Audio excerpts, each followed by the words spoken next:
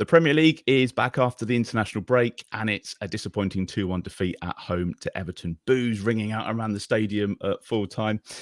Glen, Ralph said that he wasn't unhappy with the performance yesterday. I, for one, was, but were you? It's a bit like Liz Truss telling everybody to ignore their eyes and believe what she's saying, to be honest. There's no problem here. Yeah, it was. I thought it was poor. The first half was completely wasted. Complete waste of time, that first half. The second half, we got the goal and, happy days. And with Everton being the kind of side they are, as in very limited attacking wise, we basically, if we'd have held out for even 10, 15 minutes, they'd have started to throw players forward and then they would have been open for the counter-attack. But we of course gave away an absolutely brainless free kick and conceded a goal from it within a minute, was it? I think 90 seconds, wasn't it, or something ridiculous? Yeah. And then we had Che Adams has got to take that first time, and he doesn't. It gets blocked. They go straight out the other end and score again. And that kind of goal had been coming. That Onana guy in midfield, he's not very good, but he gets himself in the box. And no one tracked him the entire game. No one tracked him from. So you can blame the midfield for that. You can also blame the centre halves for not getting the midfield to do it. It was just bad, and he didn't have to win the header. He just caused chaos, and that led to Dwight McNeil scoring the winning goal. So I thought it was poor. I never thought for the last half an hour that we were going to score. I know we had a couple of half chances, but whether that's just because I've become conditioned to it now. I mean, we had Bella-Kotchap's volley, which went over. We had Adam Armstrong blasting it straight at Pickford. I felt that unless the chance fell to Joe Aribo, I realised something yesterday. He's the only forward-going player we've got with any composure in front of goal whatsoever. Everyone else just smashes it, or So unless the chance falls to him, at the moment I'm not confident that anyone's going to stick it in the net. Che Adams has gone back to the Che Adams that we know and get frustrated by. I didn't think it was a great performance. I don't think Ralph covered himself in glory again. Are we going to get onto that, or do you want me to do that now? Oh no, we'll get onto that. We'll definitely get onto that. Yeah, sure. I just thought it was kind of flat and poor, and Everton didn't really deserve to win. I thought it was two poor teams out there, but there was a lack of attacking flair from both sides, especially in that first half. But if you had to pick a team from that game to win it, you probably would say Everton, because they had probably the better of the first half. And they just look more dangerous. And I think with the experienced players they've got down the spine of their team and the goalkeeper they've got, I'm not surprised that they managed the game and managed to win it for the last half an hour. So no, I don't think. I thought Ralph's interview was rubbish, to be honest. You can't be not unhappy with that. It's poor. And with the games we've got coming up, it's we'll get onto that as well. Yeah, well, as you can imagine, the comments are flying in tonight. Jacob, you spoke to the manager after the game. What were your initial thoughts on how it played out and what he had to say after? Yeah, I think after when the full-time whistle blew, I tried to think of it as a fan, because when you're in a journalist box, you're always thinking of what's the story, what's the angle you're going to go for. And I had a little bit of time between the full-time whistle and Ralph's presser, and I just thought, what is the story here? And the only thing that struck me was just sadness. It just felt sad to me that the whole thing, the whole project, felt like it was disintegrating. The sadness starts from the first whistle, when he's gone back to the shape that everyone that basically reinvigorated the team 3 years ago, 4-2-2-2. Everything was supposed to be set up to really go and push Everton, to really show, basically go back to basics, really. And I didn't see anything really. There was no press in possession. I don't know what they were really doing, and everything was just quite sad. And I spent the last 25 minutes just looking at Ralph, because usually he's so full of energy, so full of vigor, and he just looks sad. And it's only they're only losing by one goal, similar to Aston Villa, and yet there was basically no emotion apart from he had his hands on his hips, he had his arms folded. He look up to the sky if Adam Armstrong, missed. everything just seemed like that was, it felt like towards the end of a cycle, and I don't know if it will be. But then obviously you speak to Ralph afterwards, and I always ask the first question to Ralph in the presser, so therefore the onus was on me to Set the say tone. to him, yeah, exactly. And I asked for his thoughts. He obviously said that I'm not unhappy comment, and then I had to ask if he feels his job's under pressure. And I think the mood in the camp and mood in the club is this is a young team. Like it's a young team. They need patience, and they expected inconsistency like this. But when you see a team that hasn't got any excitement anymore, everything seems to be just pervading out of every limb. Really, it just seems sad. Like I say. That's certainly how I felt yesterday when the full time was when the team came through, Glenn. I'm sure you were the same as me. I was sat in a bar in Bedford Place. The team came through, and we're really excited by it because we were talking about we want to see some changes. I mean, if Elianusi was in that starting lineup yesterday, I was going to get straight on WhatsApp to you and start just poking the bear. But I saw that lineup and I thought this is all right.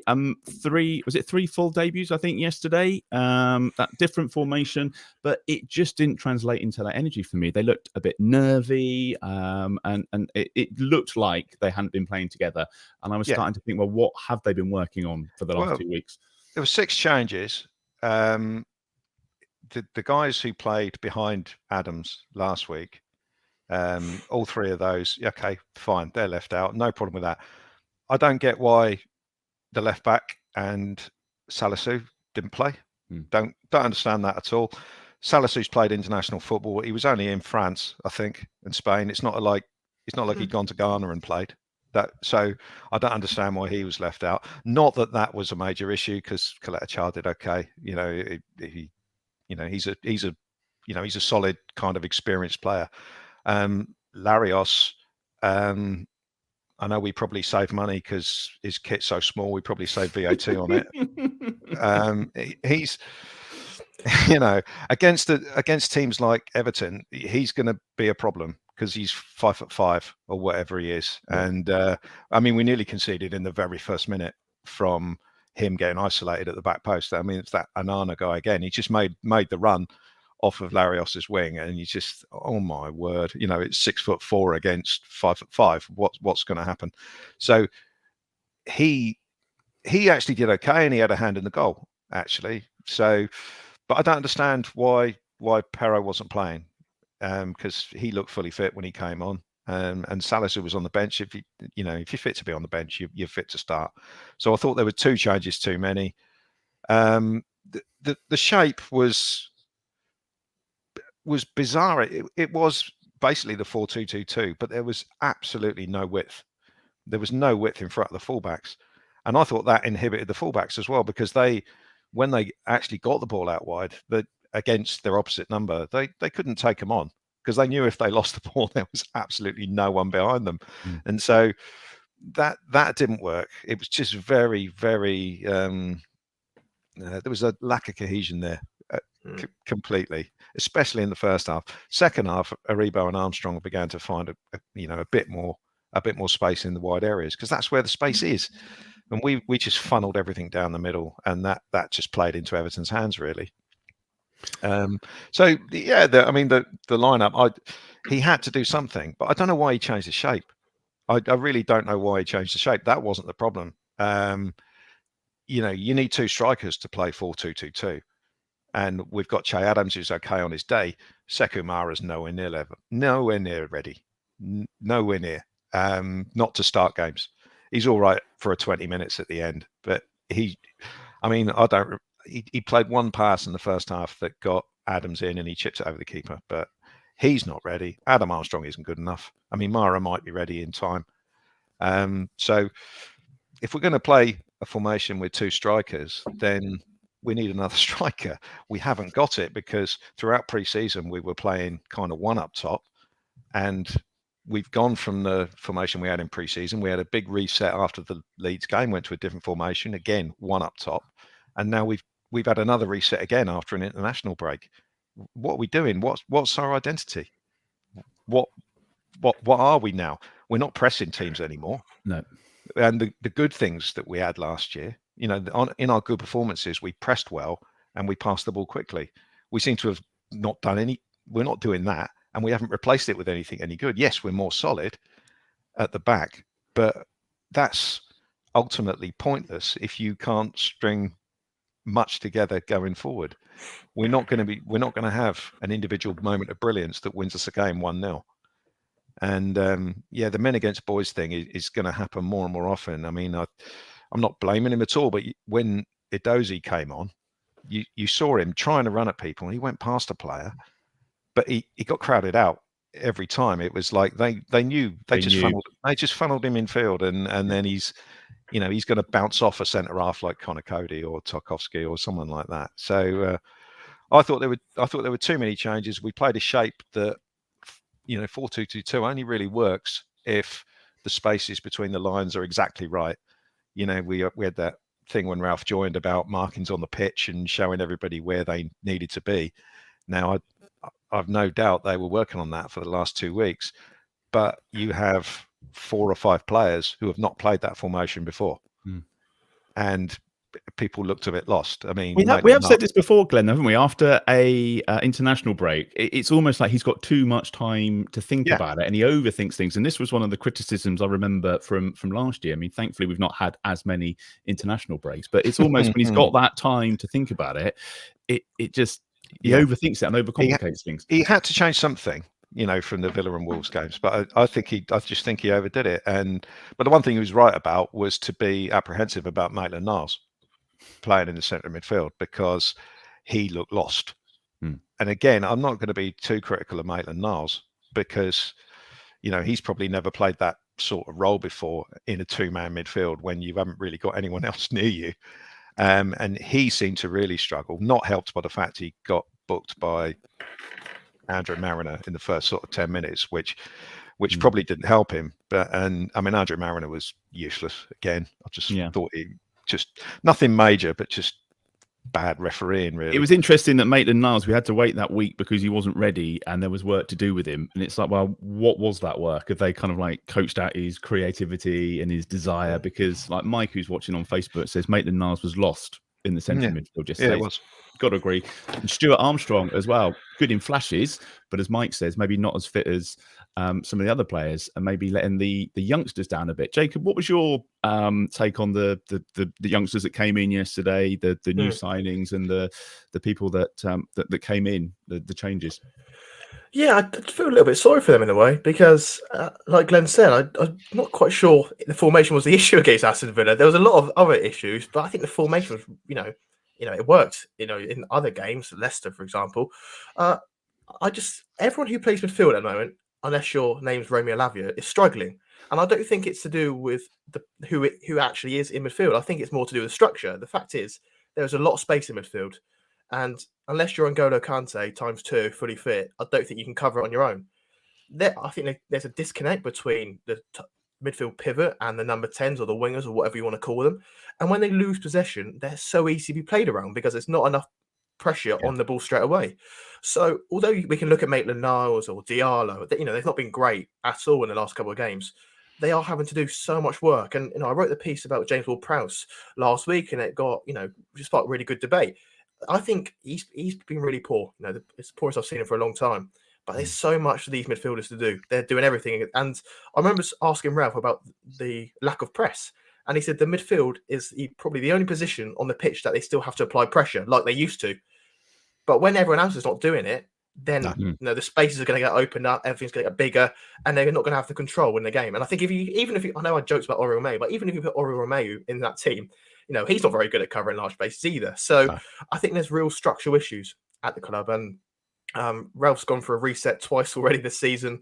But it just feels like every single game, every single second half's the same. It's desperation football, and it's putting even more of an onus on the midfielders as well to keep attacks alive when they see 6 or 7 players just run beyond them and flood the front line. So, yeah, I think I felt a little bit sorry for some of them in parts. Mark Sperring's watching on YouTube tonight, and he says Everton were the worst team I've seen in a while, and we definitely miss Romeo for sure.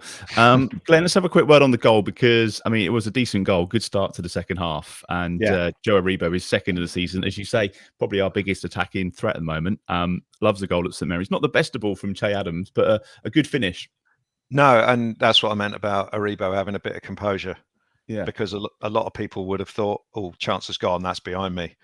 But he tried to make sure that, you know, he got the ball in front of him with his touch and then knocked it in. But that goal obviously came from something that was said at half time, because Larios picked the ball up and drove forward with it, which no one was really doing in the first half. And that's what, you know, he had 40 yards in front of him and he made good ground. Adams actually moved, or, you know, got himself a little bit of space, and it, you know, it's a decent enough ball for Aribo to get it and put it in the net.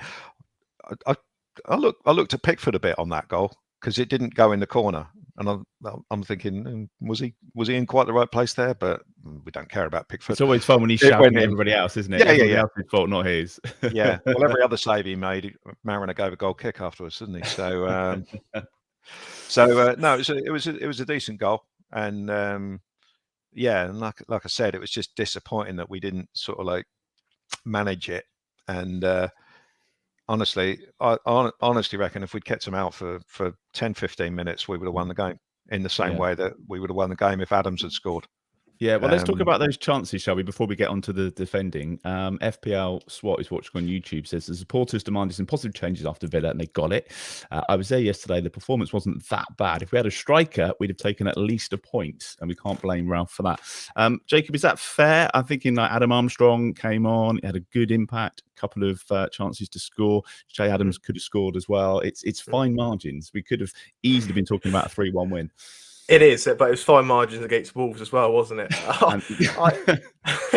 It just seems like every straws here, aren't I? Yeah, I used to feel like that as well. But I think if it continues to happen, you know, the margins aren't always not going to fall your way, which seems to be the case with Southampton at the moment. So, yeah, of course, you know, it seems to me like Adam Armstrong does get into a lot of good positions and does seem to have the majority of Southampton's chances. It just, I don't really know. He doesn't. No composure, no composure at all.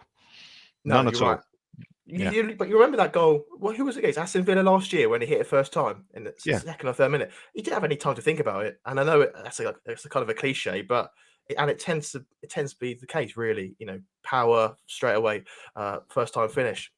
So of course, I think that's going to be a nagging issue throughout, you know, the season. Really, the lack of goal scorer, the lack of midfielder creator. But there's got to be some way of finding a way around it, and at the moment, you know, there isn't. It's not working, is it? It's not happening. Glenn, let's talk about the defending. We had an email just to say a little bit about our inability to deal with crosses. And I know there's some stuff because Ralph was talking about this. Both goals yesterday, I think it was 3 of the 4 against Spurs, if I'm right. The ones in the Leeds game, the Man United goal, Chelsea, Wolves, you know, they're all coming from crosses into the box. And we just look massively unorganised when it comes to defending. And again, yesterday, they had a set piece coach, which they've changed. They've presumably been working on this for the last couple of weeks, and it's still just not clicking. And we're almost Leicester-like vulnerable at set pieces. I mean, the goals yesterday were caused by mismatches. They were both caused by the big lad in midfield, Onana. The first goal, he gets himself isolated at the back post against Sekou Mara, who probably weighs about 7 stone. And, that was an easy header across. Why there was no one anywhere near Connor Cody is beyond me. He was completely unmarked. And I think there was another Everton player unmarked as well who probably could have thrown himself at it and scored if Cody hadn't scored. So that was just a mismatch. We try and be clever, and we tried last year to do this hybrid marking of some players pick up and some people block, and at the end of the day, your big players have got to mark their big players. It's not rocket science. And the second goal was, as I said earlier, Onana breaking through from midfield, just gets himself in the box. No one went with him. Now, you can easily look at Maitland-Niles and say, well, that's your job. You're the most defensive, and Maitland-Niles is quite a big unit as well, so he should be going with him. But whoever's job it was, no one was doing it. The centre-halves weren't picking him up, and it was just a case of whether Everton could get across to land on his head. And in the end, they didn't even need to, because he ended up competing against Kyle Walker-Peters for the header. which is a mismatch again, and then McNeil scored. I know people will probably look at Bazunu at the end of the day for getting beaten at the near post, but he smashed the cover off of that. That's directly behind where I sit, so I find it hard to be too critical of. I was going to ask about the Bazunu keeper there. actually, because I think if that was McCarthy, we might have been starting to question, 2 goals and talking about dominating the box. So just in the balance of fairness, if you like, is there any blame for the keeper for those goals, or is it just like you say, it was well struck? I was pleased that you were at that end because I was at the other end. It was very well struck. I'm sure that Bazunu will think he should have done better with it, and he will probably think he should have done better with the goal at Wolves. The bobbly one that kind of went over him, and maybe the one at Villa as well. Yeah. So maybe the last 3 games he will be looking at himself, and goalkeepers tend to be very self-critical, and I'm sure privately he will be thinking that he should have done better. But I've got confidence in Bazunu at the moment, and I'd rather him be in goal and learning. I don't think McCarthy being in goal would have made any difference to the outcome of these last 3 games, to be honest. So I'd rather persevere with the youngster until there comes a point. After next week might be interesting, but I'd persevere with him at the moment because he does add a lot to the team with the work he does with his feet. And I just think he's not the main problem we've got at the moment. Was it your article this week, Jacob, about the directness of the goal kicks and the percentage of our goal kicks that go long compared to some of the others? Yeah, they've basically filled Burnley's void now. I was speaking to someone at the club and they were saying that they're really impressed by how far Gavin Bazunu kicks it. And then Shay Adams stayed as well. So it doesn't take rocket scientists to work out, hold on, if Bazunu kicks it long and Shay Adams is quite good at holding the play up, should we just go long every time? And it seemed to work quite well until Aston Villa decided to actually let the 2 centre-backs have it because Southampton just can't play through the thirds very effectively. And I do feel, in a way, I know it'd be quite unpopular, but I think Alex McCarthy, if he's been in goal for the last 3 games, he would be getting slaughtered, I think. And I think Gavin Bazunu, I did expect him to be a little bit more influential, a little bit better with his feet. I think a lot of the time it's untidy. His footwork looks a bit untidy. There's some long balls going out of play, and he looks quite shaky in possession. And whether that's because he's not got the passing options like he used to have in Man City's B team or whatever, I don't think he looks as sure or as composed as I thought he would be, given that he's a young modern keeper and everyone at Southampton raves so much about him and thinks so highly of him. And I'm sure he's going to be a great goalkeeper, but you've got to be careful that if they go to Man City next week and they lose 5-6-7, that his confidence isn't damaged to such an extent where you have to take him out of the team. He has to be protected at some point. And at the moment, I just feel he's getting a little bit exposed in certain situations. Jamie says, imagine if we had Bednarek and Vestergaard at the back this season, Glenn. I mean, it doesn't really, it's not really worth thinking about, is it? Because I think we're fed up enough as it is. But pointless debate as well. Do you think that's part of the problem, though? That like Joe, he's fresh, he's young, he's got the opportunity to learn with an experienced back four in front of him.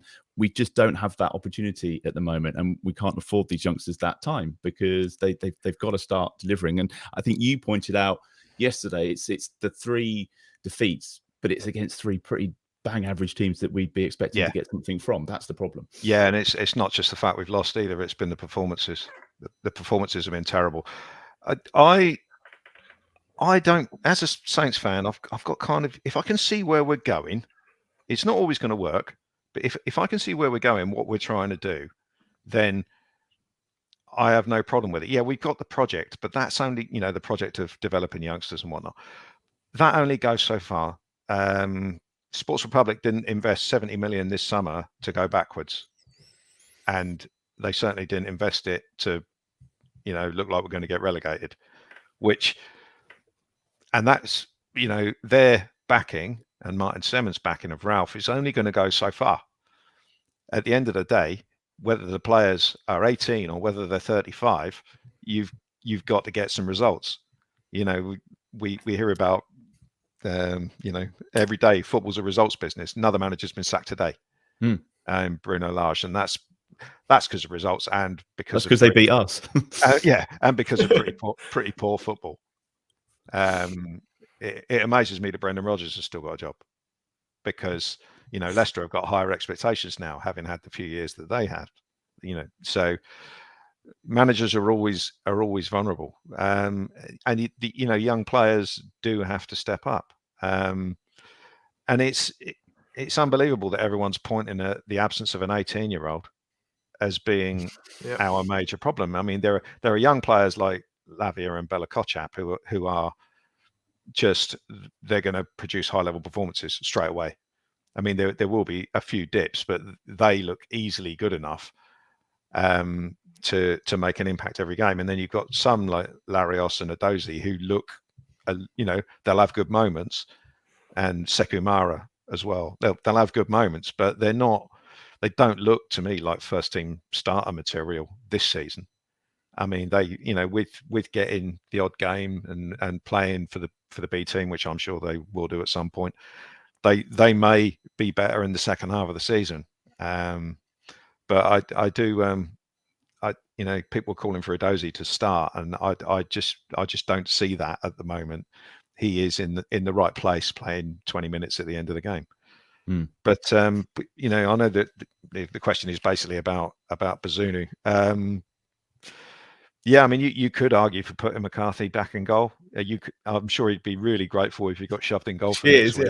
Yeah. Thanks a lot. Just for that game. Yeah. Bring Angus Gunn back on loan. But yeah, I mean, they could put McCarthy in. They could even put Caballero in. Put both in. Yeah, or both of them. Yeah, get one of them to jump on Erling Haaland's back.